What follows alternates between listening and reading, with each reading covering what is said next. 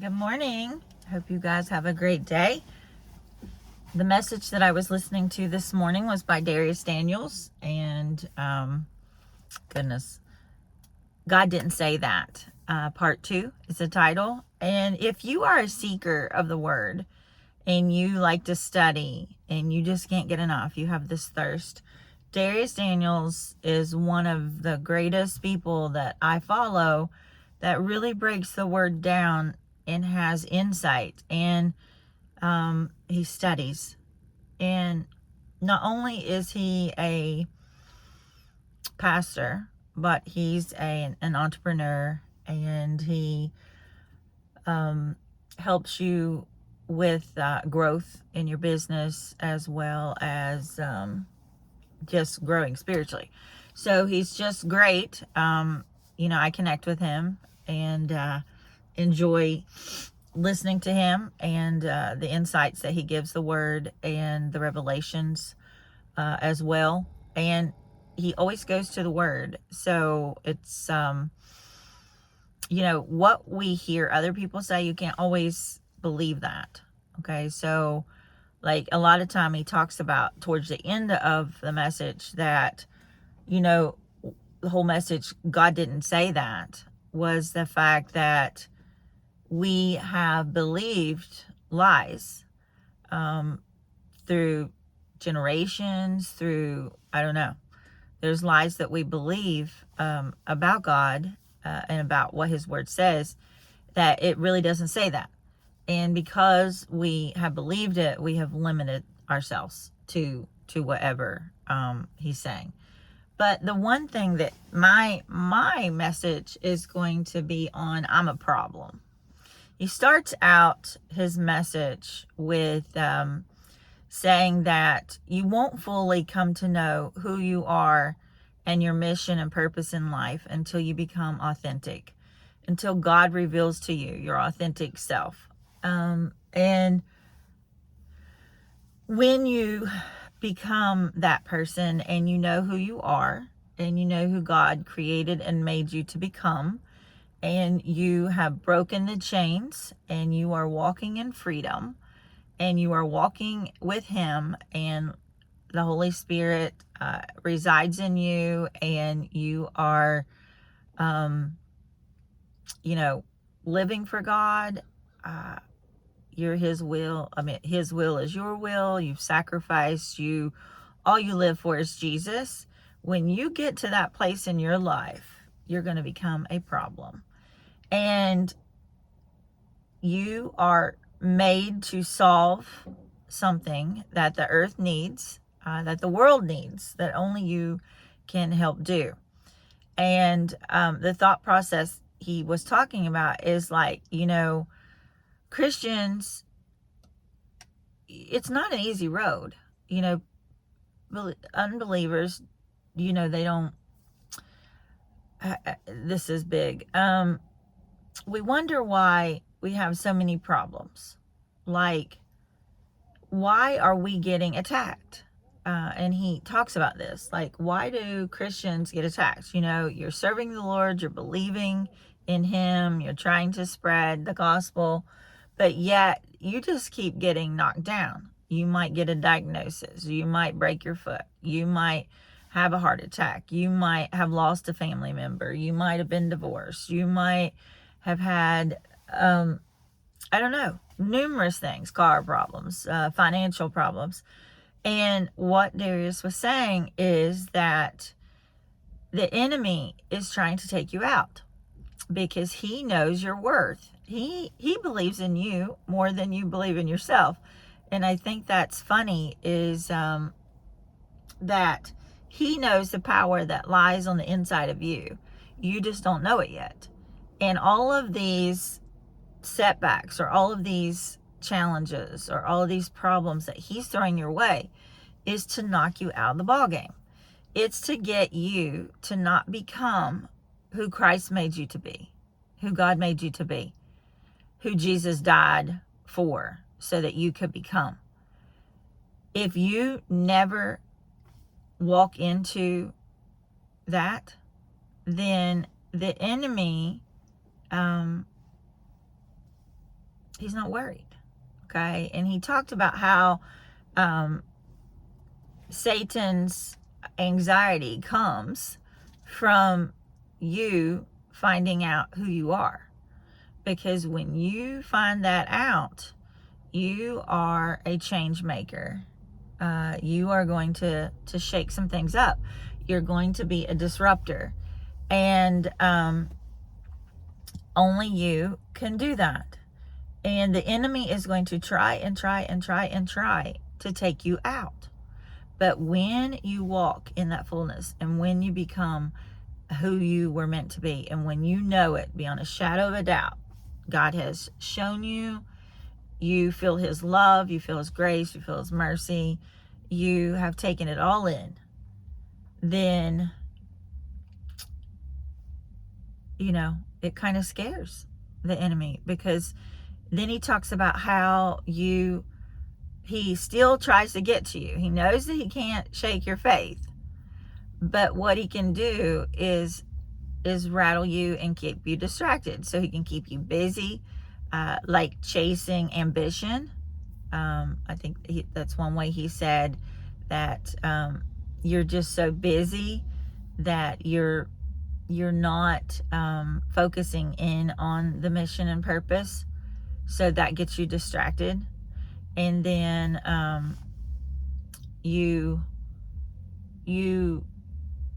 talked about how you have all these gifts and talents, but there's only one specific one that completes the purpose and the mission that you need, and you aren't focused, maybe?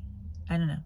You've got to listen to this message. I say that with all my messages, like from my studying with what they hear and the revelations I get from listening to the word and studying myself, it's never going to be what I listen to. Like, I am not Darius Daniels. I am not Sarah Jack Roberts. I am not Michael Todd. I am not any of those people. And he talked about that also in his message, about how we don't need to be those people. Like, we're called to be something different. And we need to be our authentic self, that we don't need to compare. We don't need to mimic or act like, that we authentically have gifts and talents. And, the Lord has shown me each day now that he has gifted me in art. But he's gifted me in a message about creating, about an art form that I do is mosaics. And he has shown me that through my art form, that there's a platform to speak for his glory, where I claim Romans 8:28, where he takes all of everything. And if we put it back together again with him, there'll be a masterpiece.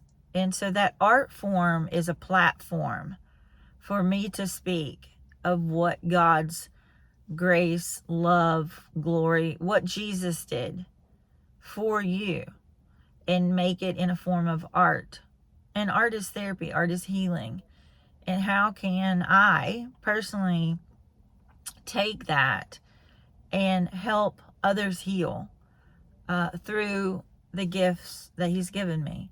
And so I have a new perspective, a new direction with the art, and with my specific type of art that I love to make and do. And so I don't, I look up to all these other people and all that they're doing for the Lord. And you can say, oh my gosh, they're doing so much. I want to have that life. Well, no, that might not be the life that you were called to. And you are not them. And we each all have different gifts and talents. And you have to find yours. And so when you find yours, you will be able to walk in it. And that is your mission. That's your purpose. And Don't compare that to anybody else's. He calls each of us to different places. It's like in the body of the church. Not everybody can be the pastor. Some of us are teachers, and some of us are, work with the children, and some of us have a ministry of, the shut-ins, and, writing cards, and some of us have gifts of service and hospitality, and that, serving the people through food, and some of us clean, and the church needs cleaned. And so there's so many, and it takes a whole body working together in their gifts and talents to be a to glorify God, to work in unity, to make it work correctly. One person can't do everything. I've heard that before. I've got to do this, I've got to do this, I've got to do this, I've got to do this, or else it's going to fall apart. No. And that's like if you are a business owner, or you're a leader of a group, or whatever, every single person has to do their part. And it's just like in the education system too. I work at a school. There's the principals, there's assistant principal, there's counselors, there's educators, there's a nurse, there is the cooks, janitors. Like, we all have to do our job for the school to be successful. If you take on too many jobs, you're not going to be successful. You're just going to wear yourself out. And that is what the enemy wants to do to you. He wants you not to get the revelation of the truth, because when you get truth, it sets you free. And so the number one truth that the enemy doesn't want to see you get is, who are you in Christ? Who has he made you to become? And in order for you to know that, you have to break some strongholds. You have to really start seeking God and following him and obeying. It's not just about playing church. I had someone ask me the other day, were you always like this? No, for heaven's sakes, no. I was not always studying the word. I was not always praying. I was not always giving God the glory. I was not always shouting joy in my adversities. Like, it's just, I now know him. I truly know him, and I have a relationship with him, and that's the key. You have to have a relationship with the Lord. I already said there's different levels. We have it. A Christian has access to it all, but it's not all Christians seek and search and find. And that is up to you, and how much time you invest, and how much of an intimate relationship you want. If you're not making time, and I posted this on the Facebook page with the message, is like, you have to take time and intentionality in your life to serve, to study, to talk to God, to you can't have what you desire. And if you feel like something's missing, what are you doing about that? It doesn't just come to you. It's not about works, but you do have to reach out and walk. God can give you a revelation, and you get the revelation. But if you don't do anything with that revelation, then it just stays. It doesn't prosper. And yesterday's message, and one of the I listened to, was talking about the sower of the seed, and where the seed falls, and what soil it falls on, and depending on where that seed is being planted, it germinates differently, it grows differently, or it withers and it dies. And like, just where are you sowing your seed? Where are you utilizing your time? I mean, we all have the same amount of time and hours in the day. It just all comes down to priority. What are your priorities? I know that God is the giver of life. I know that he gave me life. Okay? I was once dead, truly, walking around dead. I mean, that might sound crazy, but I truly was. And he has rejuvenated, restored my life. And because of that, I know where my number one priority has to be. And it's not, how can I say this? It's not drudgery. It's not, oh gosh, I gotta go do that. That's not it. In my heart, I just can't wait to do it. And so, you know, what is your heart condition right now? How are you feeling about God? How are you, how are you showing him that you love him? How are you giving to him? How are you glorifying him? What in your life are you doing that shows other that Jesus is just who you are? Like, he becomes you. He doesn't become you. You become him. Like, you are, you just live and breathe it. And if you want, and it all depends on what you want. If you want, seriously, a really good relationship with the Lord, then you really have to invest your time. You have to be intentional. You have to say, all this other stuff's got to go. I got to reprioritize my life. And I did that. And I moved him from down here to up here when I realized that I'm really nothing. I'm nothing without him. And so, you know, this message kind of took a rabbit chase.